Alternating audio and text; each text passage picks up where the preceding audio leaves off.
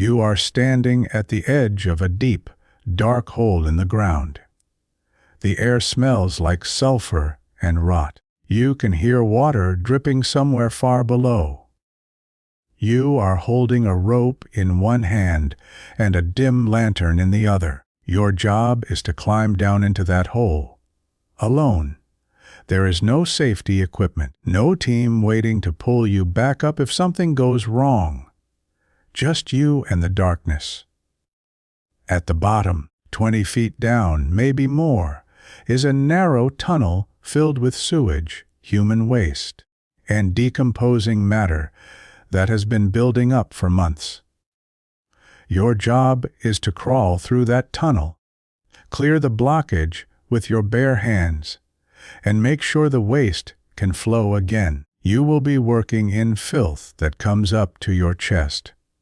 You will breathe air so toxic it burns your lungs. And if the tunnel collapses, if you get stuck, if you pass out from the fumes, no one will know until it is too late. This is not a punishment. This is your job. And you do it because someone has to, and they are paying you more than anyone else will. This was reality in Britain and America during the mid to late 1800s, a time when cities were growing faster than anyone could manage. Populations exploded. Factories multiplied. Housing was built quickly and cheaply with no planning for sanitation. Sewage systems, where they existed at all, were primitive. Most cities relied on underground brick tunnels that carried waste from homes and businesses to rivers or cesspits. But these tunnels were not designed well. They clogged constantly. Debris, grass, dead animals, and solidified waste would block the flow, causing sewage to back up into streets and homes. The smell was unbearable. Disease spread rapidly. Cholera and typhoid killed thousands. City officials needed the tunnels cleared, but the work was so dangerous and disgusting that almost no one would do it. So they hired men who were desperate enough to risk their lolling through sewage tunnels in exchange for wages that seemed high but barely covered the cost of what the job did to them. These men were called sewer hunters or tunnel clearers, and they worked in conditions that killed many of them within years. His name was James. He was 41 years old when he became a sewer hunter. He had worked on the docks most of his life, loading and unloading cargo, but an injury to his leg left him unable to do heavy labor anymore. He limped badly, and dock supervisors would not hire him. He had a wife and 4 children living in a cramped apartment in a working-class district. They were behind on rent. His eldest son had found work in a factory, but the pay was barely enough to buy food. James needed money immediately, or they would be evicted. A man he knew from the docks told him about sewer work. The city was hiring. The pay was better than almost any manual labor. James asked why it paid so much. The man just looked at him and said he would find out.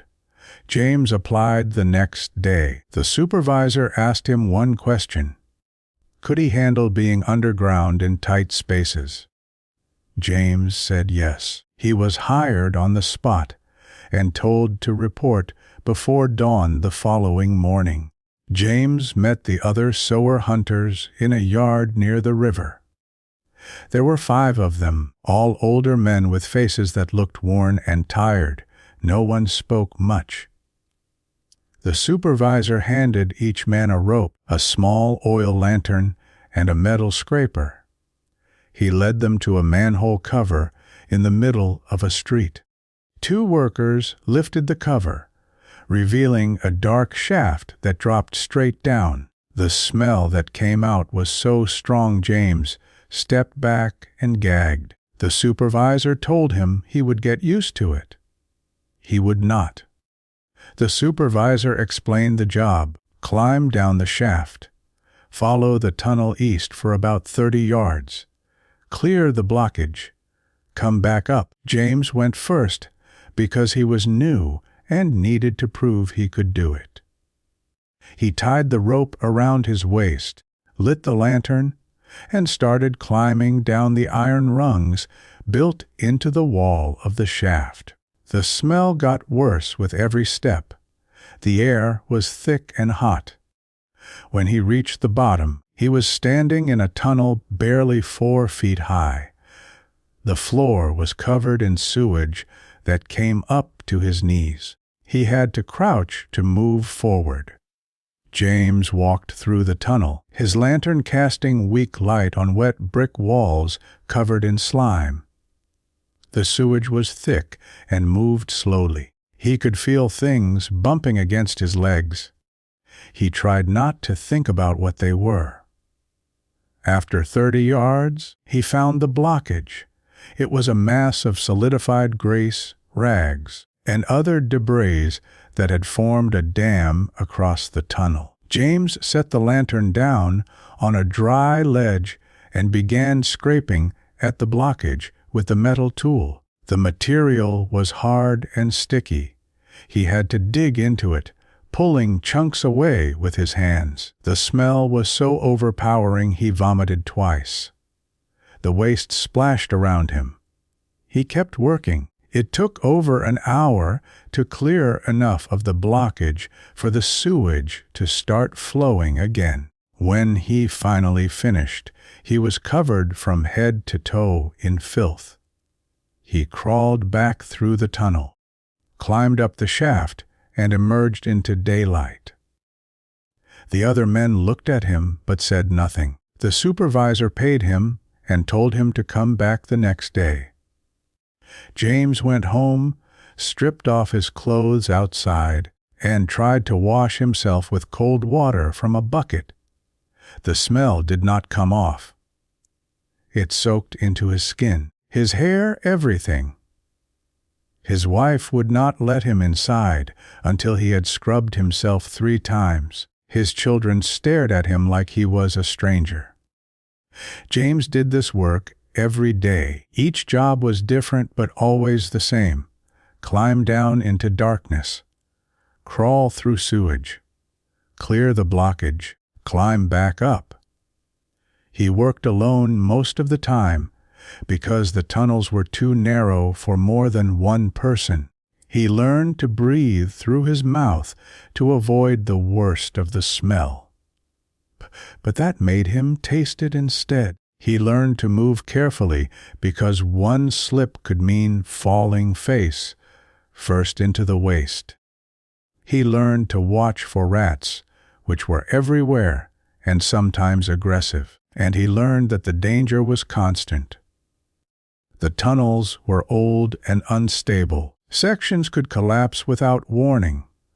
The air was often so low in oxygen that men passed out. Toxic gases built up in pockets and could kill you in seconds if you inhaled them. James saw another sewer hunter collapse one day from gas exposure. The man just stopped moving, dropped his lantern, and fell forward into the sewage. James tried to reach him, but the gas was too strong. He had to retreat. By the time help arrived, the man was dead. His body was pulled out and buried quickly. The city hired a replacement within 2 days. The work never stopped. James became invisible. People on the street could tell what he did because the smell clung to him no matter how much he washed. Shopkeepers refused to serve him. Other workers moved away when he approached. Even his own family struggled to be near him. His wife stopped kissing him. His children stopped hugging him. He ate his meals alone in the corner of their apartment because no one could stand to sit with him. At church, people whispered and moved to different pews. James stopped attending. He stopped trying to interact with anyone. He just worked, came home, washed, ate, and slept. He became a ghost, defined entirely by a job that consumed everything else about him. He stopped seeing himself as a person. He was just the man who crawled through sewage. Nothing more. Think about that for a moment. Imagine doing work so revolting that your own family cannot stand to be near you. Imagine being essential to your city's survival, but treated like you are contaminated and worthless. Could you accept that? Could you keep going into those tunnels day after day, knowing that everyone you meet will see you as less than human? And if you had no other choice, how long could you last before it broke you completely? The physical dangers were extreme. Sewer hunters died regularly from tunnel collapses, drowning in sudden floods of waste, or from inhaling toxic gases. James nearly drowned once when a heavy rain caused a surge of water to rush through the tunnel while he was inside. He barely made it back to the shaft in time. The water rose so fast it almost reached the top. He clung to the iron rungs, gasping as sewage swirled around him. When the water finally receded, he climbed out shaking and vomited on the street. The supervisor told him to take an hour to recover, then sent him back down. There was another blockage 2 streets over. Disease was another constant threat. James developed chronic respiratory problems from breathing toxic fumes. He coughed constantly, sometimes bringing up blood. His hands were covered in cuts and sores from handling sharp debris, and those cuts frequently became infected. He had dysentery twice, likely from accidental contamination. There were no doctors who would treat sewer hunters. James just suffered through it and kept working, because stopping meant losing his income. But here is what most people do not know. Sewer hunters sometimes found valuable items in the waste and were allowed to keep them. Coins, jewelry, silverware, anything that had been accidentally flushed or washed into the system was theirs if they found it. This created a twisted incentive. The worse the blockage, the more likely there was something valuable trapped in it. James found a gold ring once, stuck in a mass of hardened grease. He sold it for more money than he made in 2 weeks. After that, he started searching more carefully, digging through the filth with his bare hands, hoping to find something else. The city knew about this practice and allowed it, because it motivated men to take a job no one else would do. So sewer hunters were not just risking their lives for wages. They were gambling that they might find treasure in human waste. It was degrading, desperate, and pathetic, but it kept them going into the tunnels. Now think about this. Your city still has sewers. They still get clogged. People still have to go down there and clear them. The methods are better now. The equipment is safer. But the work still exists. Do you ever think about the people who do it? Do you ever wonder what it costs them? Or is it easier to just flush the toilet and never think about where it goes or who deals with it when something goes wrong? Most sewer hunters did not last more than 5 years. Their bodies broke down from constant exposure to disease and toxic chemicals. Their lungs failed.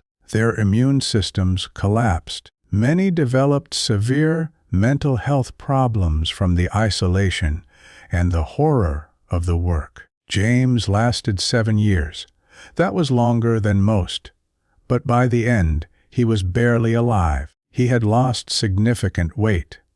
His cough was so bad he could barely speak. His hands were deformed from repeated infections. He looked 20 years older than he was. His family had stopped expecting him to recover. They were just waiting for him to die so they could move on. James knew it. He could see it in their eyes. He had sacrificed everything for them, and they could not wait for him to be gone. James's final job was in early autumn. He climbed down into a tunnel that was deeper than usual, following it for nearly 50 yards to reach a major blockage. He worked for hours clearing it, his body weak and shaking. When he finally finished and started crawling back, he felt his chest tighten. He could not breathe properly. He made it halfway back to the shaft before he collapsed. He lay face down in the sewage, unable to move, his lantern flickering beside him. Another sewer hunter found him an hour later and dragged him to the surface. James was unconscious. They carried him home and left him on the floor. He woke briefly, looked at his wife, and then closed his eyes. He died 2 days later. His lungs had finally given out. The city did not record his death as work-related. He was just another laborer who died at home. His family buried him in a pauper's grave with no marker. The city hired a new sewer hunter the following week. The tunnels still needed to be cleared. Society needed people like James to keep cities functional. Without sewer hunters, the waste would have backed up into streets, homes, and water supplies. Disease would have spread even faster. Entire neighborhoods would have become unlivable. James and men like him prevented that. They crawled through filth so everyone else could live in relative cleanliness. But society did not honor them. It did not even acknowledge them. They were necessary and invisible, essential and despised. James gave 7 years of his life and died from the work, and no one outside his immediate family even knew his name. There were hundreds of sewer hunters throughout industrial-era cities. Most of them died young, broken, and forgotten. They were the hidden foundation of urban sanitation, and their suffering made modern cities possible. The job eventually changed. Sewer systems improved. Machinery was developed to clear blockages remotely. Safety regulations were introduced. But that took decades. The men who worked during the worst years had no protection, no support, and no recognition. James was one of them. He did what no one else would dare because he was desperate enough to try. And the work killed him. James is gone now. The tunnels where he worked have been replaced or renovated. The sewage flows through modern pipes that he never could have imagined. But the principle remains the same. Someone still has to deal with the waste. Someone still has to go into the places no one else wants to see. The work is still dangerous, still isolating, still necessary. We just do not talk about it anymore. We flush and forget. James could not forget. He lived in it. He breathed it. He died from it. And if you think being a sewer hunter was the worst job in history, there were others. Jobs that demanded even more. Jobs that destroyed people even faster. Jobs that history erased so completely we barely remember they existed at all.